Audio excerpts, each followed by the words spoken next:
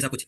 तो पानी का छोटा रूप, यानी कि धन की तिजोरी में हमारे पास में 5 करोड़ रुपए रखे हुए अंदर तिजोरी के अंदर, बैंक के अंदर बैलेंस रखा हुआ है 50 लाख रुपए का, तो उसके अंदर से 2 गड्डियां यानी कि 2 लाख निकाल लिए, तो वो छोटा रूप है ना। यानी कि उसका तिजोरी से हमने कुछ अमाउंट निकाल लिया, तो छोटा रूप, यानी कि उसका आपका ही छोटा रूप, यानी कि उसका पुत्र।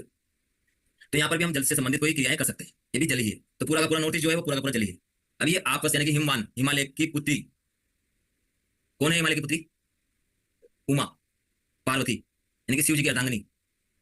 तो ये हिमालय की पुत्री शिव, यानी कि शिव और शक्ति की, यानी कि आप और आपस दोनों मिलकर के शिव और शक्ति का स्थान, यानी कि शिव और शक्ति का मिलने का स्थान है। अब अभी किसका एक्सटेंशन आ जाएगा आपस? किसका एक्सटेंशन है?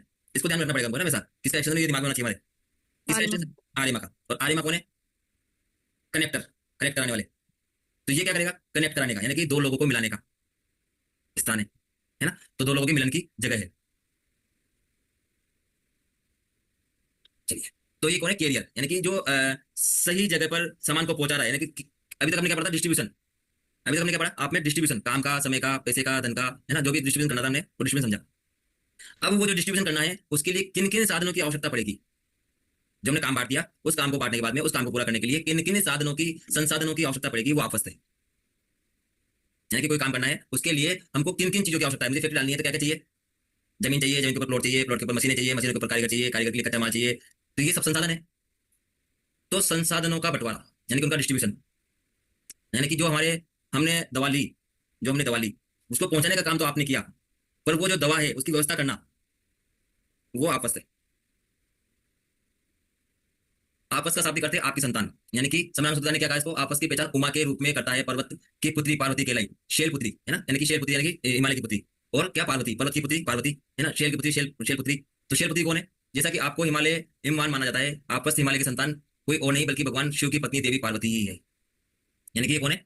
पार्वती जी है आपस। देवी मां नौ दुर्गाओं की प्रथम शैल पुत्री उमा रचनात्मक शक्ति, विवाह, बच्चे, प्रजनन और प्रसव, सौंदर्य, पवित्रता, ऊर्जा, प्रेम और शक्ति की देवी कही गई है। अब इतनी सारी उपाय एक ही लाइन लिख दी मैंने, अब इनको समझना। देवी मां 9 दुर्गाओं में से एक है, यानी कि शक्ति का स्थान है। दुर्गा किसके रूप है? दुर्गा माता जो है वो, जो 9 दुर्गा है, नवरात्रि क्यों मनाई जाती है? शक्ति को ग्रहण करने के लिए, यानी कि शक्ति ही है ना। ये प्रथम शैल पुत्री, यानी कि हिमवान की पुत्री। उमा रचनात्मक शक्ति, यानी कि क्रिएशन की शक्ति, रचनात्मक यानी कि कोई रचना करना, कोई क्रिएशन करना। तो क्रिएशन किसका? सबसे बढ़िया रचना, रचना कौन है सृष्टि पर? सबसे बढ़िया रचना कौन है? मनुष्य। एक नवजात शिशु, एक नवजात शिशु, चाहे वो गाय का हो, पौधों का हो, पौधा का कलियों के रूप में है ना, फूलों का कलियों के रूप में, फूलों में कलियां आना, चाहे मनुष्य का हो नवजात शिशु, है ना। कलंकुर कलंकुर। हाँ, पहला अंकुरण। तो ये जो है रचना, रचना जो भी है, पहला अंकुरण, पहला नवजात शिशु जो भी है, वो सब यही है ना। तो ये सब यहीं से देखी जाएगी। तो मनुष्य का पहला क्रिएशन कौन? मैंने कि पुत्र, उसके पुत्रियां, है ना। तो क्या हम जो हमारी फैक्ट्री में प्रोडक्ट बना रहे हैं वो भी पुत्र पुत्रियां हैं क्या? वो भी क्रिएशन ही है ना हमारा। जब पुत्र पुत्रियां हमारे क्रिएशन, हमारे पुत्र पुत्रियां हैं, तो क्या हम जो फैक्ट्री में प्रोडक्ट बना रहे हैं वो भी एक तरह से, अगर आध्यात्मिक रूप में बात करें, तो क्या वो भी पुत्र पुत्रियां हैं? तो वो भी प्रतिभाशाली हो। अब देखिए, समझिए लाइनों को। वो भी प्रतिभाशाली हो, यानी कि उसकी मार्केट में पकड़ अच्छी हो, मार्केट में बिक जावे, मार्केट में लोग उसको पसंद करें, प्रतिभा ही है ना उसकी, लोग उसकी डिमांड करें। क्रिएशन जो हमने बनाया फैक्ट्री के अंदर, तो वो हमारा नहीं, तो हमारी फैक्ट्री का क्रिएशन है, यानी कि हमारी फैक्ट्री का तो बच्चा है। तो कैसे हम शब्दों को, एक शब्द को हमारे प्रोफेशनल वास्तु तक लेके जाएंगे, शब्दों का चुनाव करके? तो ये कौन है? रचनात्मक शक्ति, यानी कि किसी प्रकार की रचना करने की क्रिएटिविटी, यानी कि बच्चे के अंदर कोई क्रिएटिविटी है नहीं है, बच्चा कार्यशील है नहीं है, क्रिएशन करने वाला है नहीं है, बच्चा एकदम डल है, बुद्धि नहीं चलती है, या रचनात्मक है, क्रिएटिव है, ये सब चीजें भी आपस से देखी जाती है। विवाह, बच्चे, प्रजनन और प्रसव की क्रिया, यानी कि प्रसव की क्रिया के लिए भी, अगर उसमें भी कोई पीड़ा है तो उसके लिए भी यहाँ से देखा जाता है। सौंदर्य, पवित्रता, ऊर्जा, यानी कि व्यक्ति की ऊर्जा, खुद की, प्रेम और भक्ति की देवी कहा गया, यानी कि आपस के सारे गुण बताया गया। ये पद बैलेंस होने पर उस घर की संतानें तेजस्वी होती है।